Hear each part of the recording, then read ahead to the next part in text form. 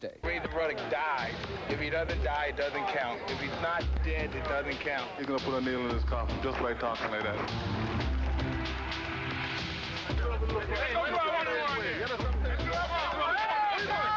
him go.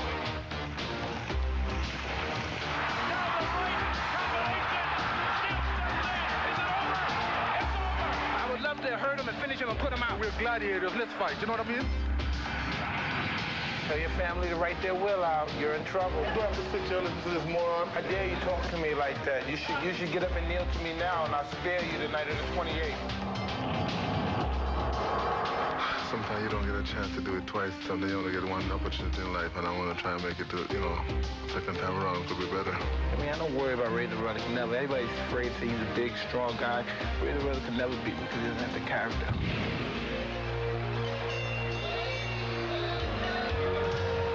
This half hour, you'll witness all of the anger, intrigue, and violence surrounding the rematch between Mike Tyson and the #2 contender in the world, Razor Ruddock. Rage on, Tyson versus Ruddock 2. Now, here's your host, Steve Albert. Hello, and welcome to Rage on, Tyson versus Ruddock 2. Two of boxing's most bitter rivals will soon settle their differences here at the Mirage Hotel and Casino. This will not be the first time Mike Tyson and Razor Ruddock have met. Just 3 months ago, they went 7 vicious rounds that ended with a controversial stoppage and a riot in the ring. We'll be looking at all of the anger, all of the controversy, and all the bad intentions that rage on to this very day. Coming up, a closer look at the explosive ending of their last fight, the riot in the ring. We asked America to play promoter. Who do you think the winner should fight next? Oh, that's a great question. Who would I like to see? George Steinbrenner. Sylvester Stallone. So see the man if he's a real fighter. I like to see George Foreman get a shot. Josh Ichabod would be perfect. Ray Mercer and Tommy Morrison at the same exact time. My current husband. At this stage, I would say Saddam Hussein. My ex-husband. I think my dentist. Arsenio Hall. It would be funny, wouldn't it? On March 18th, the referee stepped in and stopped the fight between Mike Tyson and Razor Ruddock. Within seconds of his controversial call, a riot exploded inside this ring. Short, nasty, and senseless, it was certainly the most physical, if not most dramatic battle in the ongoing war between the two camps. It's over! It's over! And Mike Tyson has defeated Razor Ruddock here in the 7th round.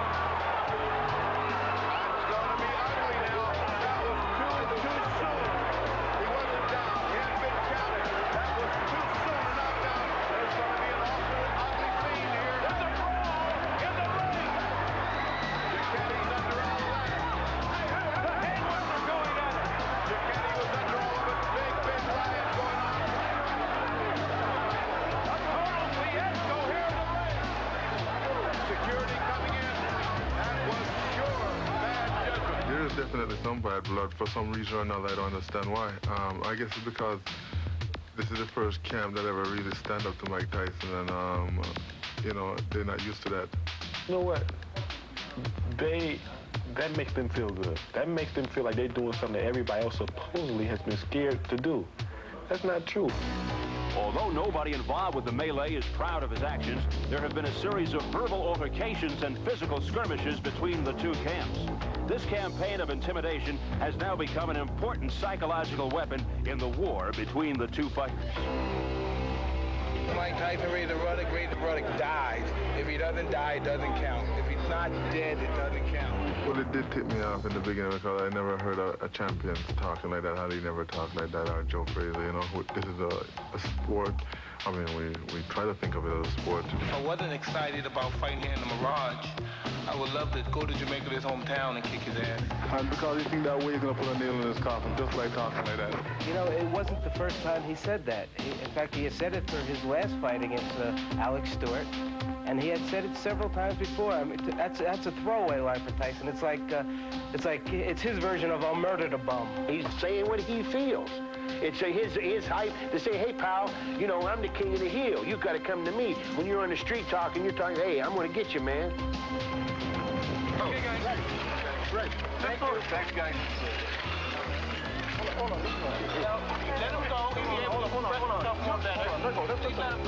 Where there was a stare down, and Tyson was throwing kisses at Razor, and Razor doesn't like that. And, you know, Razor was going at him. Tyson was saying, let him come, let him come. They really wanted to get at each other, whatever, and I know Mike wanted to get at him. And one thing led to another, and that's when things kind of broke out, and we just tried to keep them apart.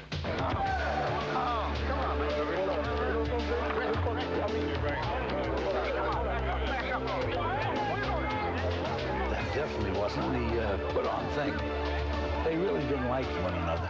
And I'm sure Mike thinks he can antagonize. 90% of the guys Mike fought, I don't want to say what they did in their pants, but they were fighting to death before the fight. Donovan's not afraid of this guy, and he knows it. So he's trying intimidation. Won't work. You come in and you come ready. You understand? Because I'm going to come ready. You understand? Okay. Okay, you know that. I don't know why you talk to me like that when you know I'll kill you for it. That's what I like about you, Mike. You talk tough. For the first time in a major press conference, one fighter was in New York and the other fighter in Las Vegas. So it shows you that you can't put the two together because this is a real fight. Mike Tyson is Mike Tyson. He's an ignorant little kid, you know what I mean? And he's going to be like that. I don't want to bring myself down to his level. I dare you talk to me like that. You should get up and kneel to me now, and I'll spare you the night of the 28th. Mike Tyson tried to use all the hedge he had. I thought he had. By trying to take his heart, it didn't work. It sort of backfired. There was no question that Ruddock was annoyed. Can't blame him. The things that he said to him, you know, you don't take those things lightly. And it worked. Whether Tyson did it by design or whether he was really angry, whatever the reason, it worked. It worked. You got two guys now that don't like each other. Oh, man, I can't wait till the 28th. I'm going to make you my girlfriend. I'm not going to dignify that with an answer, but do I have to sit here and listen to this moron? Although mind games are not an unusual occurrence in the sport of boxing, this psychological war seems to be more intense, more dramatic than most. The question now becomes, will all of the shouting, all of the shoving, all of this posturing have any effect on the fight?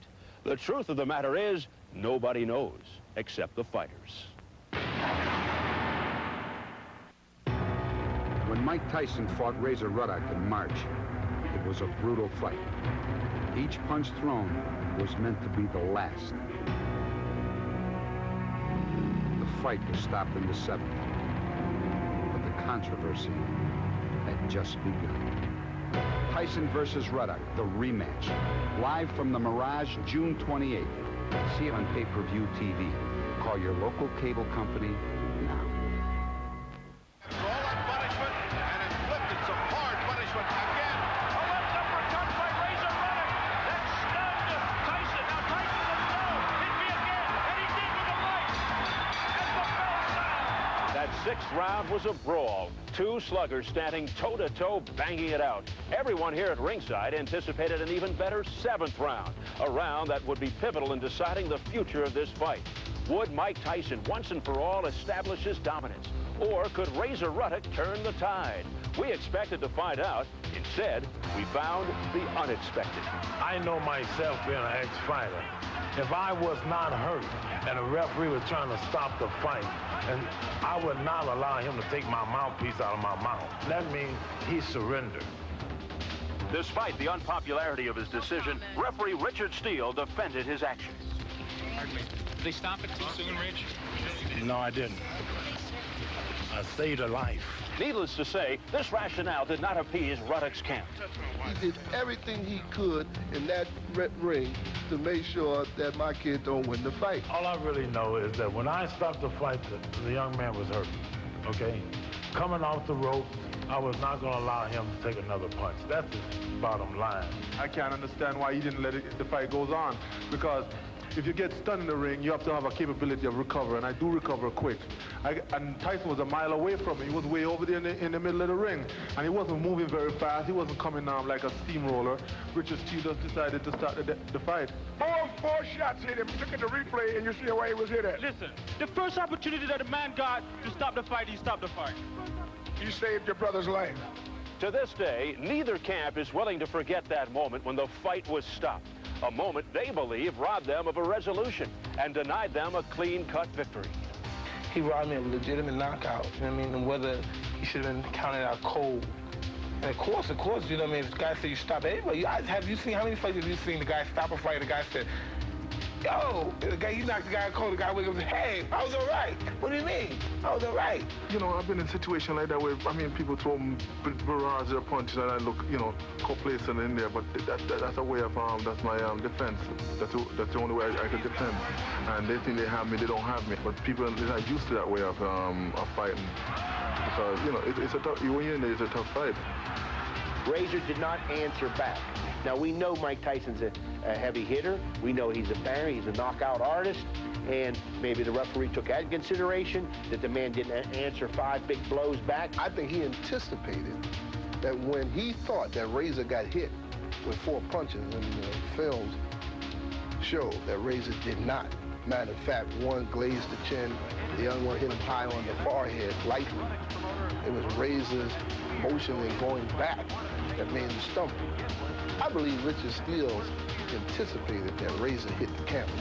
He was about to go any moment. You know, I used to want one more punch on him because I wanted him to hit the floor, bow. And I've been in there with Mike Weaver, who had me going even worse than Mike Tyson did. I've been in there with Bone Crusher, where I had to get off the floor, and he threw millions of punches on me, and I recover and come back, and I won the fight. I don't get excited on a serious barrage of fight. I don't get excited. What's going to happen is going to happen, and I try to protect myself as much as possible. And I'll recover, and then I start up again. Could Razor Ruddock have come back and beaten Mike Tyson? Or would Mike Tyson have finished him off in that round? Who knows? These are no longer questions that can be answered, issues that can be resolved. But maybe this is why Mike Tyson and Razor Ruddock have chosen to fight again. Because, like you and me, they need to relive that moment and discover the truth.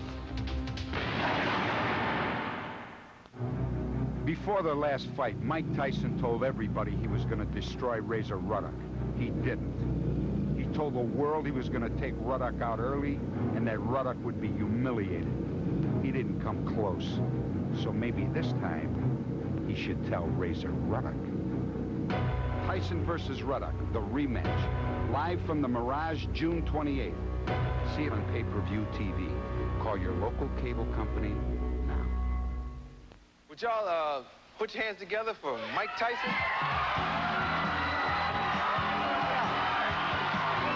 As the former heavyweight champion and self-proclaimed baddest man on the planet, Mike Tyson is arguably the most recognizable athlete in the entire world. That's very nice. Sometimes it seems as if his every word, his every deed, even his every thought is being recorded, categorized, and dissected for the whole world to see. This intense scrutinization is, of course, not a part of most fighters' lives. In fact, Razor Ruddock, although well-known in boxing circles, was to the general public just another faceless fighter, just another potential early-round victim for mighty Mike Tyson. This did not change, of course, when his training schedule forced him to miss an appearance on Arsenio Hall. Ladies and gentlemen, Donovan Razor Ruddock!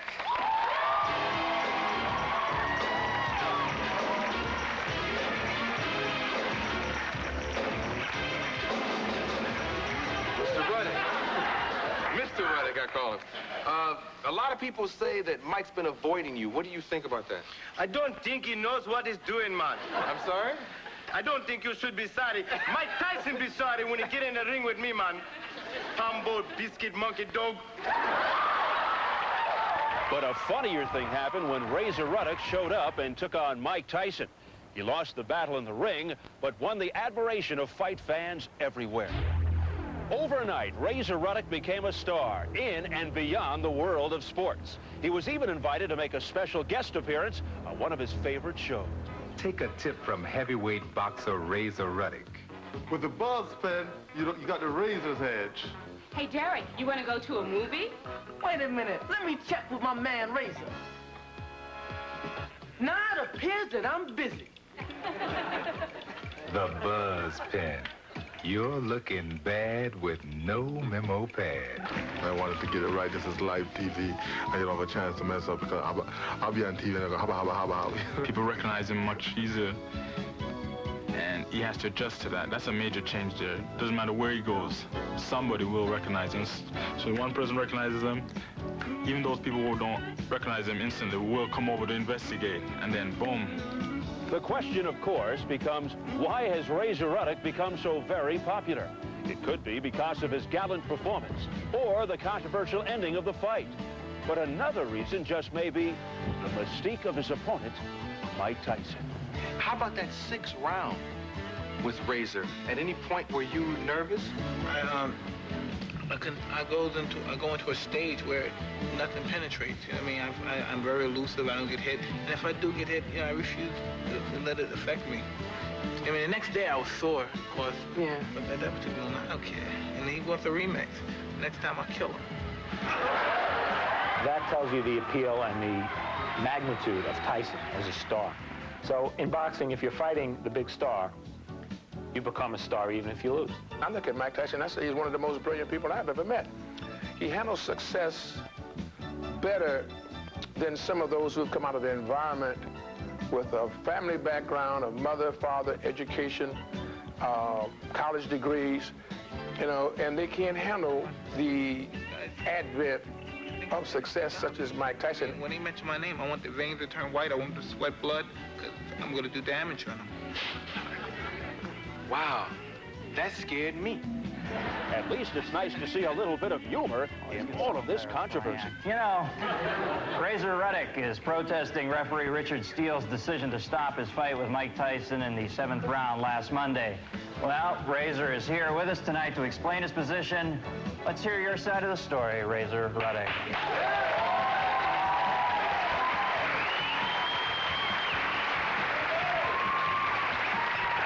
Well, Dennis, something like this, you know, I was in the 7th round. Okay, thanks, Razor. That's enough. Okay. No, that's it. Time out. Out.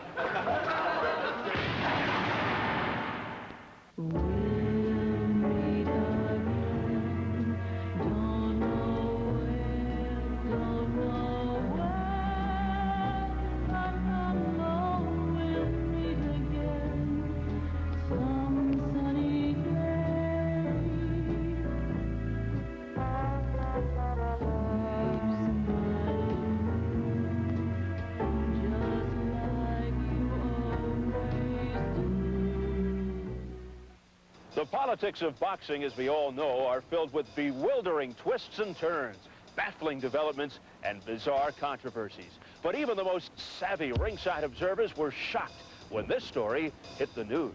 Tonight, a spokesperson for promoter Don King announced that Razor Ruddock has agreed to step aside next month so that Mike Tyson can pursue a championship bout with the undisputed heavyweight title holder, Evander Holyfield. Well, Ruddock today spoke out about his decision. He says he received no money to step aside. Instead, he said he pulled out because he refuses to fight without his promoter. Murad Muhammad was fined and suspended for 1 year by the Nevada State Athletic Commission for his involvement in a fight after Ruddock's loss to Tyson in March. They not only fined me $25,000, which is the highest they ever fined anyone, they also took my license away from me, so I can't make money for the complete year, right in the midst of one of the biggest fights of my career, Tyson versus Ruddock. Several weeks later, Murad Muhammad went before the Nevada State Athletic Commission to appeal their decision. Mr. Chairman, I think right is right and wrong is wrong. And we have a responsibility to make boxing a fair and credible sport in the state of Nevada. And I would also like, with that, to make a motion that what we cited on May 8th stands. $25,000 fine and a year's suspension. We have a motion, we have a second. All those in favor say yes. Yes. All those opposed, no. Chairman votes yes. Although the commission refused to change their minds, Murad Muhammad relented on his decision to stop the fight. I will say this, for my partner's sake, the fight is going on. The Mike Tyson-Razor Ruddock rematch is on again for June 28th, and while Ruddock trained today, Tyson talked at a news conference where Razor was a no-show. The match was now back on, and for the first time in his professional career, Mike Tyson will be fighting the same opponent twice. Tyson Ruddock, the second time around. Who has the advantage this time? The advantage in this situation will always go to the fighter who won the first time. He has that little psychological edge. Ruddock went into the first fight trying to win and thinking he could win, and he didn't win. That doesn't mean he will lack confidence the second time, but Tyson has that much more confidence, knowing that he stopped Ruddock. He's seen the best that Mike Tyson can be, but we can only get better. I think Razor gets to wipe the slate clean and get to do it all over again. And if he learns from what he did wrong in the first fight, it should help him. Don't give him no advantage. He'd just be the first guy to have a chance of saying, I've been obliterated by Mike Tyson twice. On June 28th, when Mike Tyson and Razor Ruddock meet again, they'll not only settle their personal differences, they'll be dramatically changing the future of the heavyweight division. One person who will be paying very close attention to this rematch will be, of course, Evander Holyfield, the undisputed heavyweight champion of the world. Less than 1 year ago, he won the crown by knocking out Buster Douglas, the only man to ever beat Mike Tyson in a pro fight.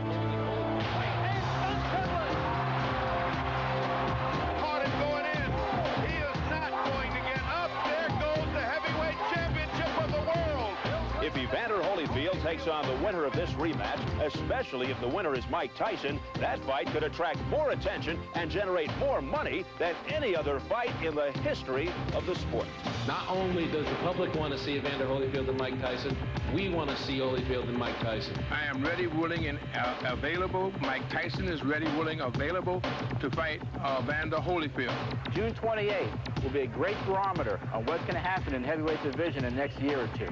Naturally, everybody in the world wants Evander Holyfield to fight Mike Tyson. Only one guy in the middle right now is Razor Ruddock. When we knock out Mike Tyson, then Evander Holyfield will have to fight Razor Ruddock. However, neither Mike Tyson nor Razor Ruddock are making the mistake of looking ahead to Evander Holyfield, because right now they care about one thing and one thing only, their June 28th rematch. Nothing gonna stop me this time around. I'm gonna be using both hands, and it's gonna be going down this time. It's gonna be a different outcome. Razor Ruddock can never beat me because he doesn't have the character. I don't care how good he is. You know what I mean? He has more skill, there's no doubt. He doesn't have the character. He can never beat me. I think I can take him. It's not only just a 6th round, it's just the fact that, you know, I feel I can take it because he made his best shot, and, you know, I wasn't that hurt that you know, I was submitting to him right now. I think I can take him. He always say that. He always say that. I want to get in there bad. All he says, I know he's going to do is get out there and run like a little sissy that he is. You know what I mean? He's not as tough as everyone says he is. Everyone involved with this bout believes the genuine hostility and competitive nature of these two fighters could produce a classic confrontation. So these two will bang against one another and try and demolish each other's brains one more time. Only this time, it's not going to be over until it's over. Don't miss it. Mike Tyson versus Razor Ruddock live Friday, June 28th, only on pay-per-view. I'm Steve Albert, and I'd like to thank you for watching Rage On, Tyson versus Ruddock 2. So long, everybody.